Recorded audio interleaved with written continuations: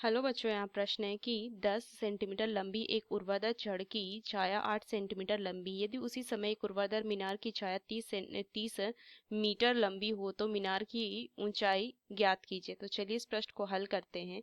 सबसे पहले अगर मैं मुख्य अवधारणा लिखूं, मुख्य अवधारणा, तो यहाँ से अगर मैं मुख्य अवधारणा देखूं तो अगर दो त्रिभुज है, मान लीजिए ABCDEF त्रिभुज के समरूप है, तो इनकी संगत भुजाओं का जो अनुपात होता है ना, वो हमेशा बराबर होता है। तो हो जाएगा BC बटा में EF बराबर में ये AC बटा में DF। तो ये चीजें हमें ध्यान रखनी है। चलिए इस प्रश्न को हल करते हैं। तो मान लीजिए तो 10 सेंटीमीटर एक लंबी छड़ है, ठीक, उसकी जो छाया है वो 8 सेंटीमीटर है। मान लीजिए ये 10 सेंटीमीटर है छड़ और उसकी जो छाया है वो 8 सेंटीमीटर है।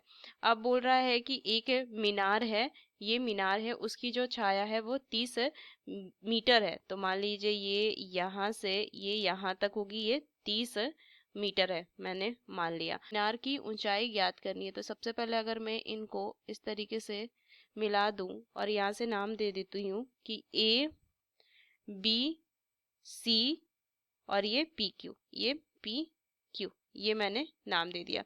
अब अगर मैं इस प्रश्न को हल करूं तो सबसे पहले अगर मैं देख लेती हूँ कि माना BC जो है वो मीनार की ऊंचाई है, ऊंचाई है जो कि H है, H मीटर है, मैंने ये मान लिया।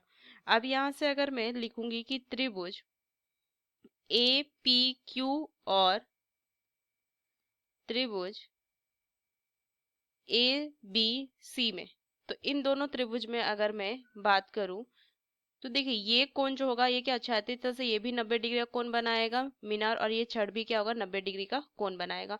तो यहाँ से मैं लिख सकती हूँ कि त्रिभुज APQ में PQA बराबर में यहाँ से क्या हो जाएगा ACBA, दोनों क्या होगा 90 डिग्री का कोण होगा। और उस तरीके से अगर मैं लिखूं कि PAQ जो बराबर होगा CAB के बराबर होगा, क्योंकि दोनों क्या है उभयनिष्ठ कोण है। यहाँ से लिखेंगे उभयनिष्ठ है। तो यहाँ से क्या हो जाएगा कि ये दो त्रिभुज CBA जो होगा वो समरूप होगा PQA के, ये मैं लिख सकती हूँ, ये समरूप होगा, वो भी A समरूपता से। अगर ये समरूप है तो इनकी संगत भुजाओं का अनुपात बराबर होगा। तो मैं लिख सकती हूँ क्या कि BC बटा में PQ बराबर में AB बटा में QA बराबर में CA बटा में PA, ये लिख सकती हूँ। तो देखिए मुझे BC का मान मुझे ज्ञात करना है, ये H है तो मुझे BC का मान ज्ञात करना है। तो क्या लिखेंगे कि H बटा में PQ कितना है, ये देखिए 10 है, तो यहाँ से लिखेंगे 10।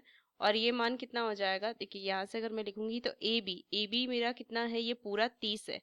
तो 30 है, इसको मैं क्या लिख सकती हूँ, से मीटर है ना, तो इसको सेंटीमीटर में करने से क्या हो जाएगा, तो ये 30 है मीटर, इसको सेंटीमीटर में 100 से गुना कर देंगे और बटा में क्या हो जाएगा, यहाँ से देखिए QA कितना है 8 सेंटीमीटर, तो बटा में 8 कर देंगे। तो बस इसको अगर मैं हल कर दूं तो कितना हो जाएगा, H बराबर में 3000 बटा में, यहाँ से लिखेंगे 8 गुना में 10, यही होगा ना मान यहाँ से। तो बस इसको देखिए तो ये 4 बार में कटेंगे और ये 5 बार में कटेंगे, 4 से ये 2 बार में, 2 से कटेंगे 2 बार में, और ये कितना हो जाएगा, ये 1500।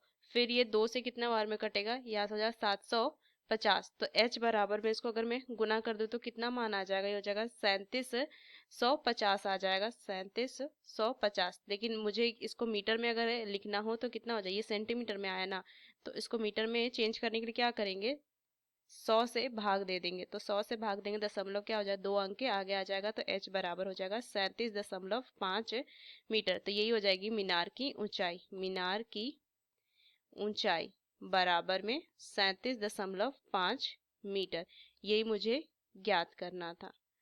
तो इस मुख्य अवधारणा का इस्तेमाल करके हमने इस प्रश्न को हल किया। आशा करते हैं ये प्रश्न आपको समझ में आया। धन्यवाद।